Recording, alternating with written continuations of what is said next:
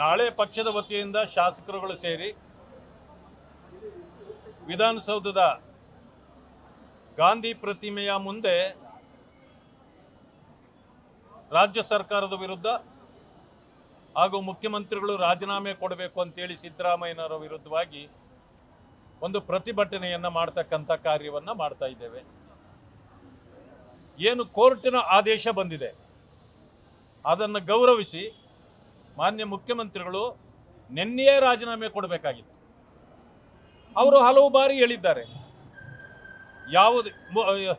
ನಾವು ಯಡಿಯೂರಪ್ಪನವರ ವಿಚಾರದಲ್ಲೂ ಕೂಡ ಒಂದು ಮಾತನ್ನು ವಿರೋಧ ಪಕ್ಷದ ನಾಯಕರಾಗಿದ್ದಾಗ ಮಾನ್ಯ ಸಿದ್ದರಾಮಯ್ಯನವರು ಒಂದು ಮಾತನ್ನು ಹೇಳಿದ್ದಾರೆ. ಅವರು ಈಗ ಇನ್ವೆಸ್ಟಿಗೇಷನನ್ನು ಎದುರಿಸಬೇಕಾದ್ರೆ ಮುಖ್ಯಮಂತ್ರಿ ಸ್ಥಾನದಲ್ಲಿ ಕುಳಿತಿದ್ರೆ ಅಧಿಕಾರ ದುರುಪಯೋಗ ಆಗುತ್ತೆ.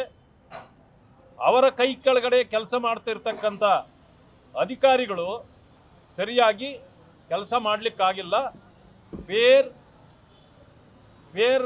ಇದು ಬರಬೇಕಂತಂದರೆ ಒಂದು ನ್ಯಾಯ ಸಿಗಬೇಕಂತಂದರೆ ಅವರು ರಾಜೀನಾಮೆ ಕೊಡಲೇಬೇಕು ಅಂತಕ್ಕಂಥ ಮಾತನ್ನು ಮಾನ್ಯ ಸಿದ್ದರಾಮಯ್ಯನವರೇ ಹೇಳಿದರು.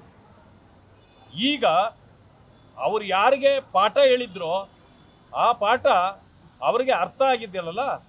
ಈಗ ಅವರು ತಕ್ಷಣ ರಾಜೀನಾಮೆ ಕೊಟ್ಟು ಈ ನೆಲದ ಕಾನೂನನ್ನು ಗೌರವಿಸಬೇಕು ಅಂತೇಳಿ ಅವರಲ್ಲಿ ನಾನು ಆಗ್ರಹ ಪಡಿಸ್ತೇನೆ.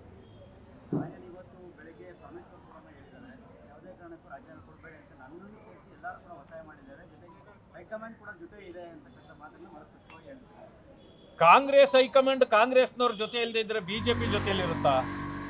ಆದರೆ ಒಂದು ಅರ್ಥ ಮಾಡ್ಕೊಳ್ಬೇಕು, ಹೈಕಮಾಂಡ್ ಇರ್ಬೋದು, ಶಾಸಕರಿರ್ಬೋದು, ಅವರ ಜೊತೆಯಲ್ಲಿ ಸೇರಿದ ತಕ್ಷಣ ಕೋರ್ಟಿನ ಆದೇಶ ಬದಲಾಗೋದಿಲ್ಲ.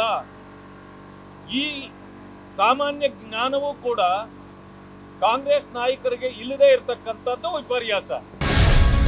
ಗ್ಯಾರಂಟಿ ನ್ಯೂಸ್, ಸುದ್ದಿ ಖಚಿತ, ನ್ಯಾಯ ನಿಶ್ಚಿತ.